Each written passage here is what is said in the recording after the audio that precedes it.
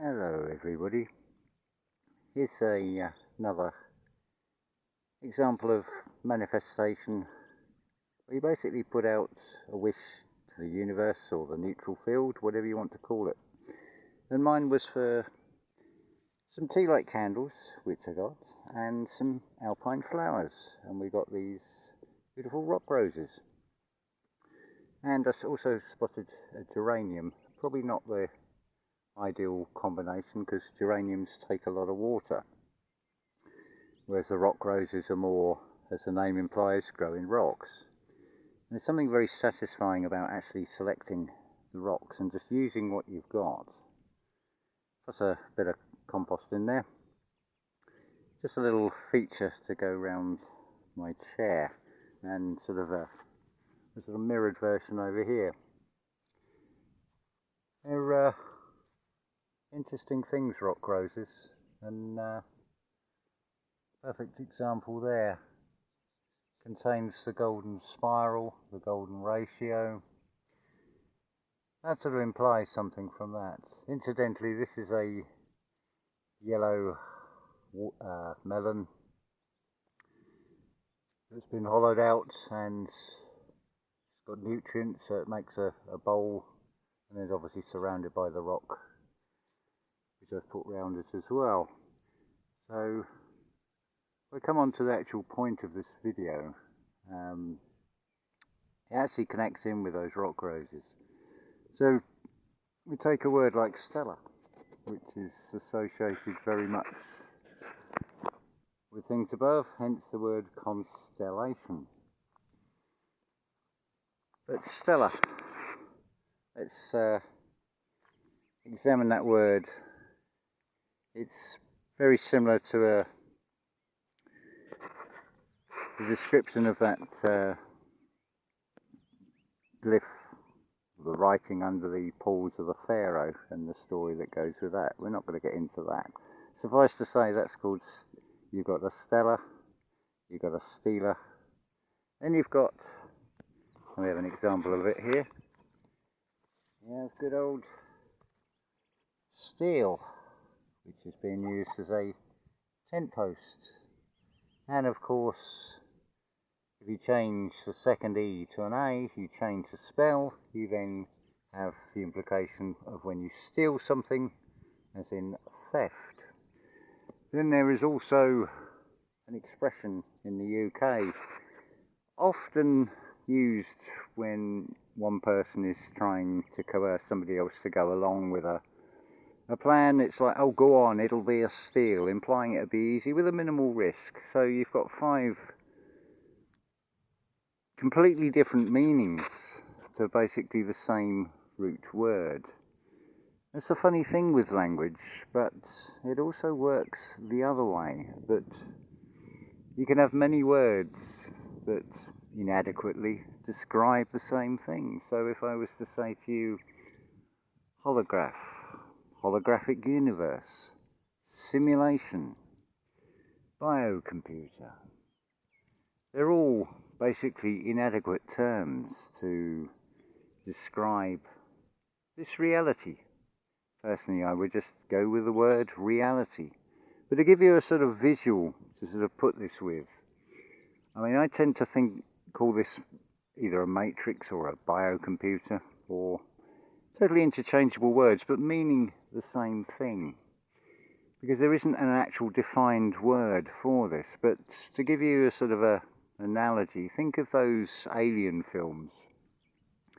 And you've always got the landing party that's going in to investigate this strange sort of cavernous structure, which is sort of excretions from this creature. So if you think of what's up there, what I've described before, I mean, I don't care whether you believe me or not, I'm only testifying to what I've been shown.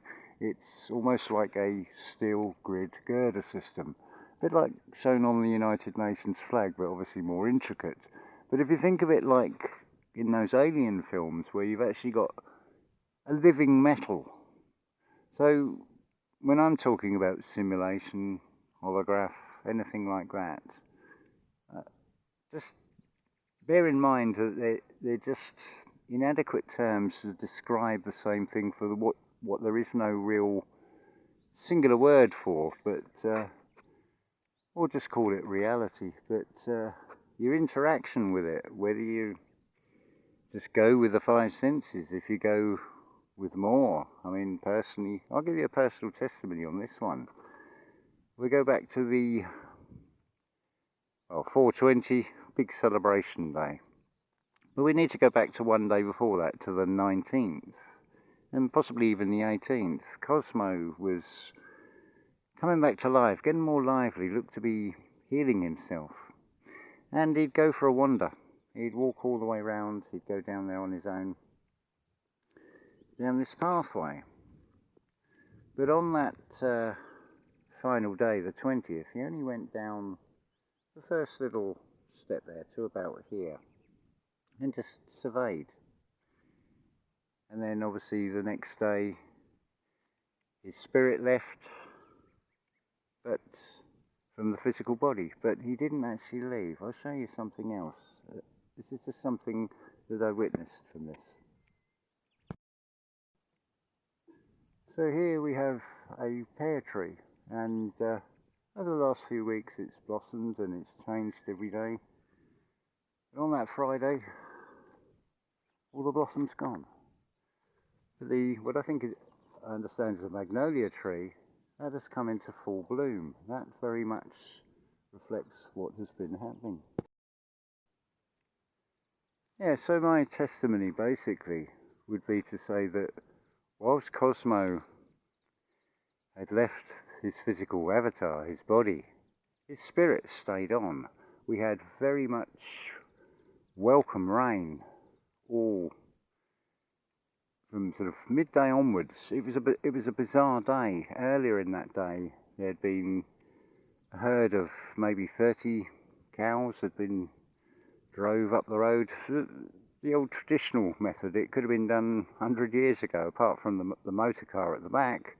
But the two old men that were driving these cattle were complete with the authentic cowbells, and it's like there is something to be heard. I mean, to me, all this is a sign. This is just showing the interactive nature of this realm, and how you interpret it is up to you. But if you're observant of the signs that nature gives, a story unfolds, and if you just stay neutral to it. So yes, it comes with great sadness that Cosmo is gone, and I was privileged enough to actually meet him avatar to avatar, and it's almost like there was a human behind that dog face.